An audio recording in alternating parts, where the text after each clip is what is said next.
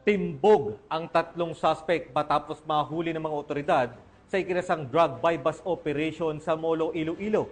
At nasamsam naman mula rito ang mahigit 500,000 pisong halaga ng shabu. Nakatutok dyan si Patrolwoman Lynette Sablod. Nasamsam ng mga kapulisan ang tinatayang mahigit 500,000 pesos na halaga na inihinalang shabu sa isinagawang matagumpay na drug buy-bust operation sa Zone 6 Barangay Boulevard, Molo, Iloilo City. Dito lamang 23 ng Hulyo, taong kasalukuyan. Kinilala ang mga naaresto na sina alias Brando, 41 taong gulang, alias John Mark, 24 na taong gulang, at si alias Josette, 50 taong gulang, pawang mga residente na naturang lugar. Ayon kay Police Captain Rocky Jimeno III, officer in charge ng City Drug Enforcement Unit, unang nabilhan si Brando ng isang sachet na inihinalang shabu gamit ang 10,000 pesos na marked money.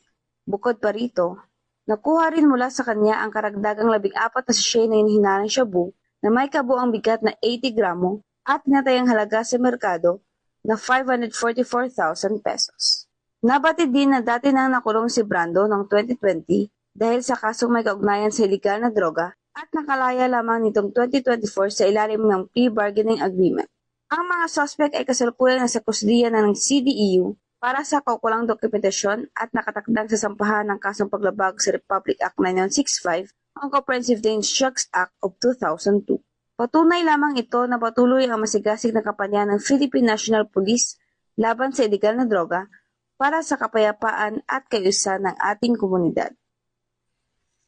Mula rito sa Western Visayas, ako ang PNN correspondent, Patrolwoman Lynette Sablod, alagad ng batas sa kataguyod ng Balitang Pulis.